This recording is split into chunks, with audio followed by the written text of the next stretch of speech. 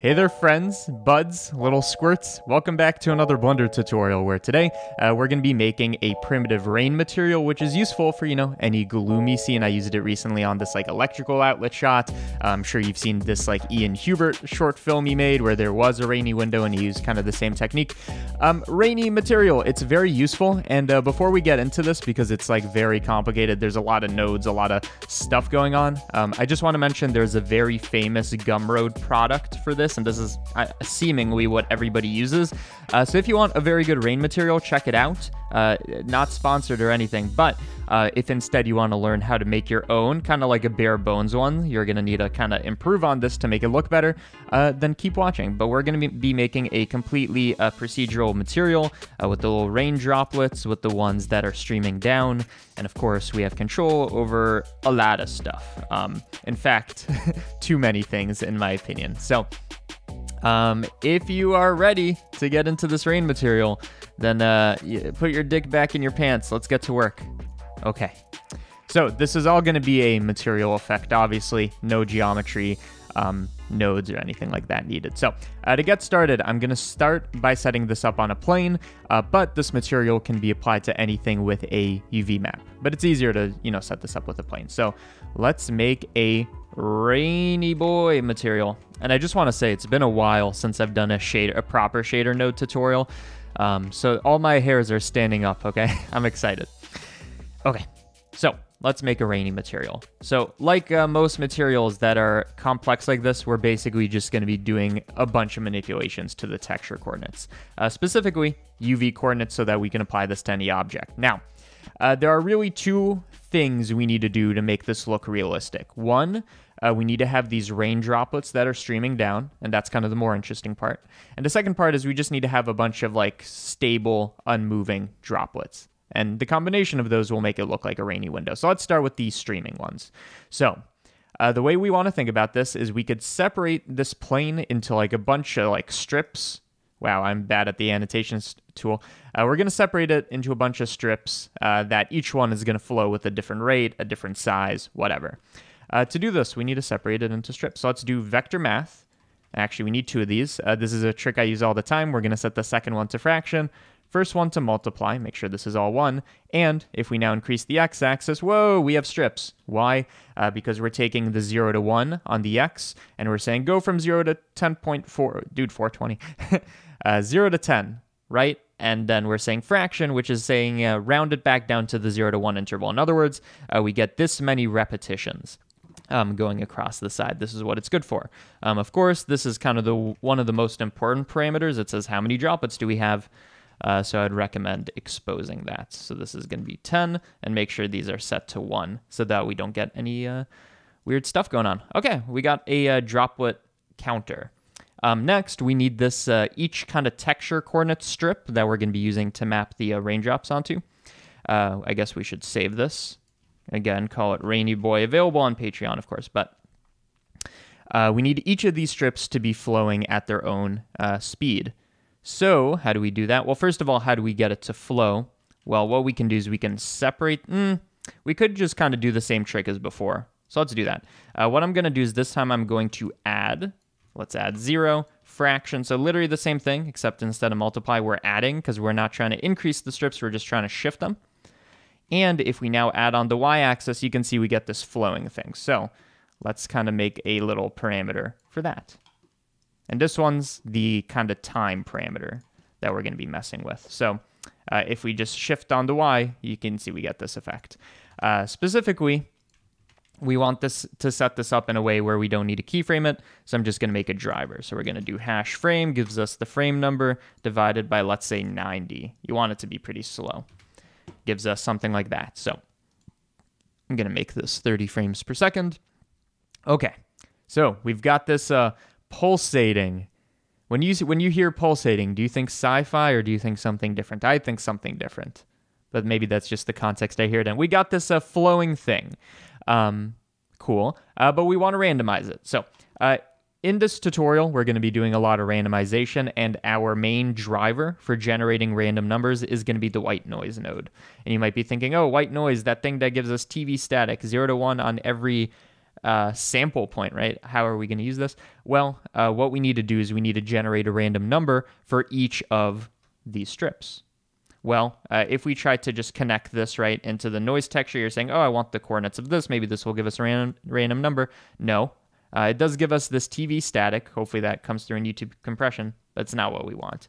In fact, what we need to do to get this to work is instead of having these texture coordinate strips, we need each strip to just be a single number, because that will give us a single input for each of these and give us one random number instead of a whole spectrum. Long story short, set this to ceiling or floor or round, which will, it's kind of hard to see, but you can see each of these is one shade now. Connect this, view it, and you can see we have random numbers. In fact, if we look at the color, we can have random colors, which is 3 random numbers, red, green, and blue channel. Okay, so this is our random number generation. Let's separate this to get 3 random numbers so you can see X, Y, Z, different random numbers. What I want to do is use this randomization to drive a bunch of stuff. For example, we want to vary the time so it doesn't all flow at the same speed. So let's try, I guess there's a lot of ways to do this. We could try just offsetting, although maybe we want not everything to be at the same speed. So let's try a map range. So first of all, I don't want them all going at the same speed. So that's the first order of business. What we can do is we can take this and so we can take our time function and multiply it by one of these random numbers, right? So now not all the time is going to be flowing at the same thing, and you can see we're getting that visible effect. Now we do the map range node just to get a bit more control.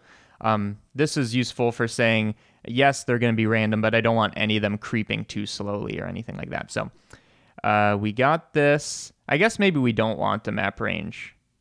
I think what we want to do, and I know we're being creative here, we're going off script. Maybe we want to map range the random values. So we don't want any of them to be so low as 0, which will make it creep. But if we bump this up to 0.5, they're all kind of randomized, but none of them are flowing too slowly. So again, I took my random numbers. I'm saying don't make any of them too small. So you can see now they're all closer to 1. We multiply, and now we have this time function. Okay, so that's good. That looks randomized, but you can see they all still start at the same time, which makes sense because when time is 0, no amount of multiplication will make it not 0. So let's also do a bit of offsetting. So we could just do an addition and then just use the second random number. So this is the second random thing we generated. And now on the first frame, you can see we get this fully randomized thing. Now, I think for the final random number, we can use this to change one more thing about this. Like, what about instead of every single strip being the same like length, we can have some of them be shorter, some of them be longer. Okay, well, how do we do that? Now, this is where I might mess up. So this is the one that's adding to the Y, so it's shifting it. What we can do is we can do a vector math and set it to multiply, and just like last time, we are going to use these combine x, y, z's so we can control one aspect of it. So it's multiplied by 1. What I want to do is I want to use this final number to multiply on the y-axis, which will make some long strips and some short ones, as you can see. This is something we definitely want control over. So this is kind of a inverse relationship, where the bigger this number is, the bigger we multiply on average, the shorter the strips are going to be, as you can see. Whereas some of these are still going to be very long, which looks good, and those are the ones close to 0. So I'm going to say my minimum strip length is going to be 4, let's say. Maybe a bit longer, like 5. No, sorry, it's the other way, 3. And then for the long ones, we don't want it to go solo 0. Maybe we set it to 1. But you can see now we have this one strip that's super long. Some of them are super short, and there's some randomization here. One thing to mention, if we set this to 4-dimensional, now we just have a seed value that will vary this whole thing and give us different generations for this. Okay, so we have our flowing generator, if you want to think about this. We have a coordinate system that flows. Now we just got to use this to generate raindrops. Now this is the part where I'll show you the basic way to do it. Ideally, you spend a lot more time on this, but I'll give you a general idea. So first of all, we need to turn these into kind of gradient strips that fall relative to this coordinate system. So I'm going to take the x-axis. I'm going to use this to make this strip. So I'm going to have black, black. Color ramp's just kind of an easy way to visualize this. And what I'm doing here is I'm just creating this kind of like, if you can imagine a raindrop flowing down a window, it has a certain thickness. So I'm just saying, how thick is it going to be? Something like this. And then the idea is, we're going to do more work to this, but the idea is you take it, and then we're going to multiply it by this y-axis, which has the gradient. So when we look at it, it's going to look a bit weird, but you can see we're getting kind of more raindrop-y looking things. So there's a lot more work that needs to be done to this. First of all, I'm going to set this to ease just so it's a bit smoother. Second of all, we kind of need to do a bit of an inversion here. Because you can see there's a very harsh cutoff. So what I'm going to do is I'm going to have the very beginning of the strip, so the black, I'm going to have that be black. I'm then going to have the very head of this be white, so that's the thickest part of the raindrop, and then it's going to trail back to 0. And let's actually just move some stuff around so there's a bit more of a gap here. And I'm going to set this to ease. Okay, so now we take it, we multiply it, and there we go. Now we're getting something that looks a bit better. Again, this x-axis is controlling the overall kind of width of it, the shape of it, and the y-axis is controlling this gradient we're multiplying it by. But you can see how this is already starting to look like raindrops, and it's randomly flowing. Next thing, we want to make it look chaotic and random. Luckily, this isn't too hard. We just take the coordinate system, this repeated one, the last thing before we generate our raindrops, and I'm just going to add some noise. So this is a trick you've probably seen all over. So you take noise, you want to mix RGB. So we're going to add a source of randomness. You mix RGB, set it to, well, I guess that already technically works, but you set it to linear light, just so that we don't get that weird gradient stuff going on. And you can see, now we have a bit of control here. Now this isn't necessarily like the best way to do the randomization, because it doesn't, if you think about it, it doesn't make sense. Like, it's not passing through a noise. You want it to also be dependent on time. But without looking too deeply into it, I think it looks pretty good, right? The more detail, the more harsh stuff we're going to have. But if you really lower the detail, you're going to have more of these low frequency waves. So that's up to you. Now, if we connect this here, that should give us a different result. And there might be reason to use that, but I don't think I will. So I'm going to set detail to 4, just so we have a nice crisp edge like the water. Maybe you wouldn't have that. Let's lower that a bit. You can mess with the distortion. You can mess with a bunch of stuff. So I'm just going to pick some noise stuff that looks good for me. So this is really just the quality of this randomness. So something like that's looking pretty good to me. Roughness we want to keep low. Okay, cool. So what do we have so far? So far, we have this thing that we can control completely. How many raindrops we have. Also, the flowing overall flow rate. So if we make this a bigger number, it's going to overall flow slower. And we can control the shape and a bunch of other things with these random values. Last thing I want is I don't want every single strip to literally have raindrops, because it's not like that. Maybe there's going to be some gaps. And to do that, I'm just going to use more random numbers. So I'm just going to use another white noise texture, because we only get 3 random numbers from the separate XYZ. So I'm just going to change the seed value to get 3 new random inputs, separate, and now we have 3 more random channels to work with. So this is kind of the best way I found to do this. So what I'm going to do is I'm going to take one of these channels, doesn't matter which one, and I'm going to say, give me the strips that are bigger than some number. And the idea of this is we can isolate some of these and say, only keep some of the raindrops, not all of them. So I want to, on average, have most of the raindrops. So I'm just going to say, give me the ones that are greater than 0.25, which will get rid of 25% of these strips. So you take this, and then it should just be as simple as, we'll see if we get any clipping, but it should just be as simple as multiplying these outputs at the end. And yeah, now we don't have every single raindrop. The bigger this number is, the less raindrops we'll have overall. And this ratio applies when we scale this up. So raindrops, or flowing, done.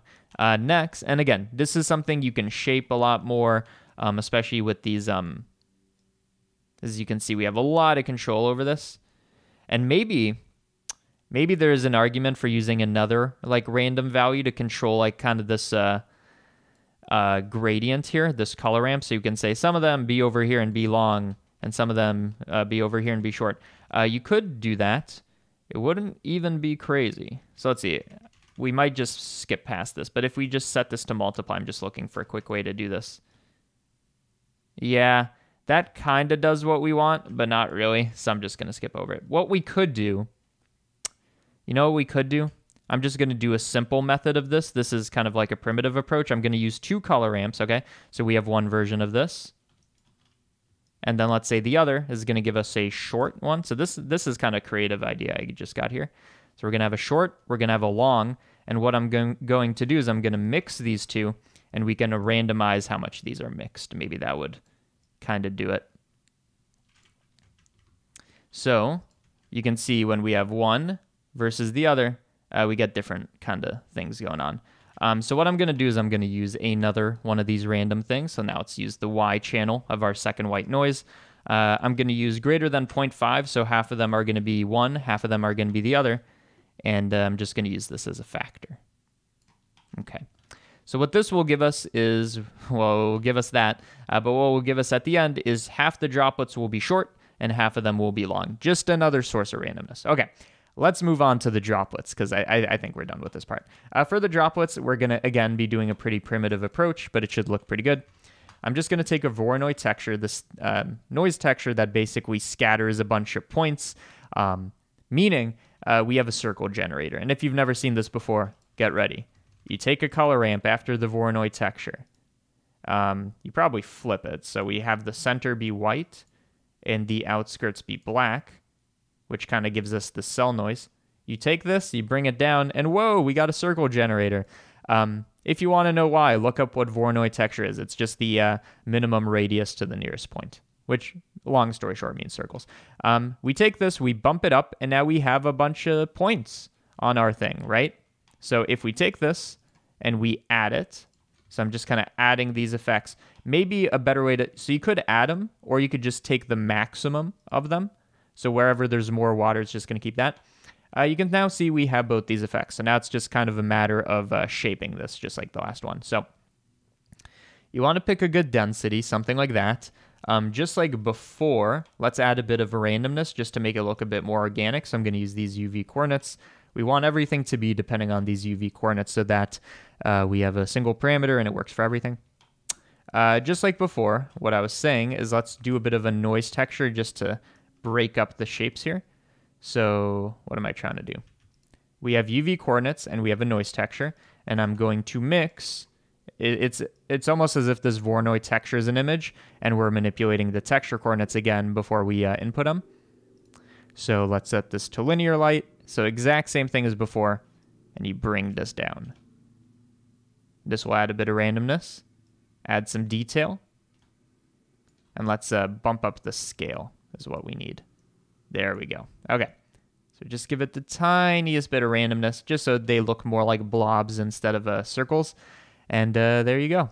We don't need that much detail though. Final thing for this, I'm just going to make this 4-dimensional. Nope. Actually, maybe. Let's see. No, that is not what we want. What I want to do is I want to make the Voronoi texture 4-dimensional just so this has a bit of an animation too. Because if you think about it, the water accumulates and breaks apart. And you can see as we do this, it's going to kind of randomize it. But if we take this and put in an expression, so hash frame divided by a big number like 1,000, it should be very slow, the animation. In fact, let's make it 10 times slower. So you can see they're kind of expanding and growing, and it's not very visible, but it will add a bit of something. Okay.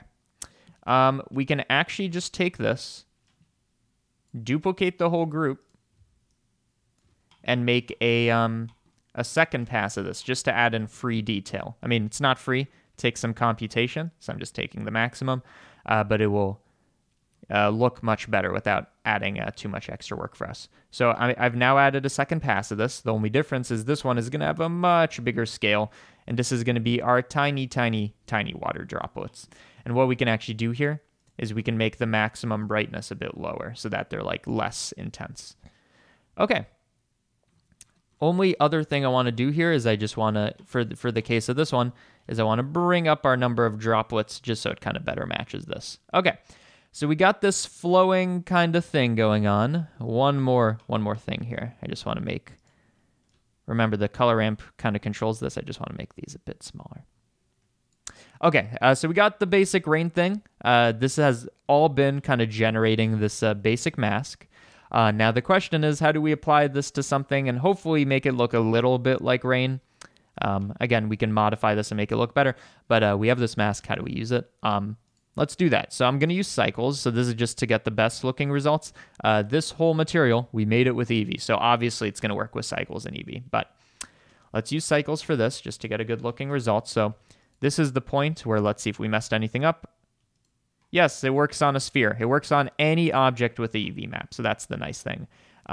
We take this and let's make a nice thing out of this. So I'm going to start off by adding in a bit of environment lighting because water is going to be reflective, transmissive. So we want an environment to interact with. So I just added an HDRI, and here's what we're going to do. So for both these objects, which share the same material, it's just going to be a BSDF. And the idea is we're going to use the roughness and all these, like how shiny it is, to give the impression of rain. So let's start off with a normal map. So we take everything we've done. By the way, at the very end, let's just clamp it just in case there's negative numbers. We're going to take this. We're going to connect it to the height, connect it to the bump. So now we have this kind of normal map generated from this. And okay, this is already looking a bit like rain. One thing I'm noticing is there's this very sharp line. So maybe at the very end of this, let's see if this works. Right after this maximum, let's try a smoother step. That helps a little. I'm just going to put it somewhere else, actually. We want to smooth this a little, so no big deal. I think this is coming from where we actually did the x-axis thing. So there we go. That's looking a bit smoother. So we're just going to take the time. Maybe B-spline.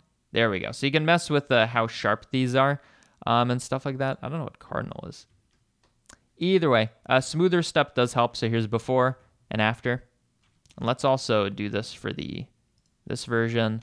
And I want to lower the detail. Sorry. There we go. That's just looking a bit more organic. So first thing we can do is we can use this as a normal map. This is just going to add height, and it's going to be animated because our map's animated. So of course it is, and it should even have these tiny details somewhere.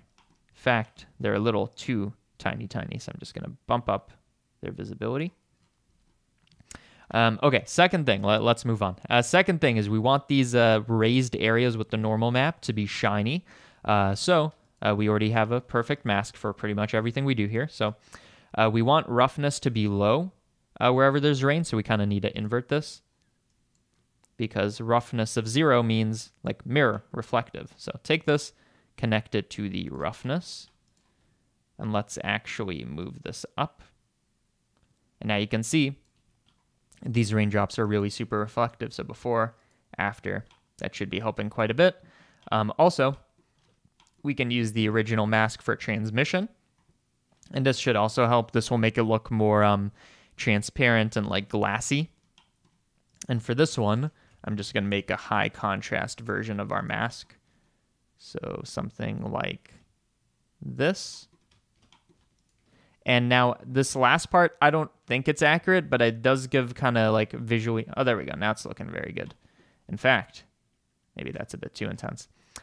Last thing to consider is you could connect this to the metallic in this. Water is not metallic, but it does make it look very flowy and good, and it makes it like reflect a lot more. So those are just things to consider. But now we could like, make this material anything. So it could be a red surface with water dripping down, whatever. And again, the important thing to remember here, we haven't like really exposed all these parameters, but we can totally change this. So this is one of the scale sliders. In fact, what we could do here, no, whatever. This is too much work. This is one of the scale sliders, and the other scale, which is like the droplets, is going to be this scale slider. What I was going to do is we could make a little math expression that drives both these scales together, but maybe I'll do that for the Patreon one file. But whatever, this is how you make a rainy material, long story short. I don't know how long we've been going. So actually, how long have we been going? 24 minutes. Wow. Okay. I think this is a good point to wrap up. Again, like I said, there is this Gumroad product, but if you just put in a bit more work here, it will like look the same. So whatever, this is just the basics. So anyways, hopefully you learned something in this tutorial. I'm sure you did, because look at all these nodes. At this point, this is where I kind of pimp out the Patreon. So Patreon, there's like 730 some active patrons. It changes all the time, but I want to say thank you to all of you because you keep this and the CG Matter channel running. And for people that have made it this far and are not patrons, let me convince you maybe. So Patreon is a place where you can get blend files. So like, for example, this blend file, you can just get any other blend file I've uploaded over the last 3 years, which is hundreds. It really is. You can get when you're a patron. Also, early access to tutorials most of the time. Exclusive tutorials come out a couple times a month. There's a lot of reasons to be patron in terms of benefits, but also if you just want to support this channel and the CG Matter channel, this is the best way to do it. It is the most direct way to fund these channels, and it can keep me making tutorials and creative projects. So hopefully you learned something again, and thank you for watching.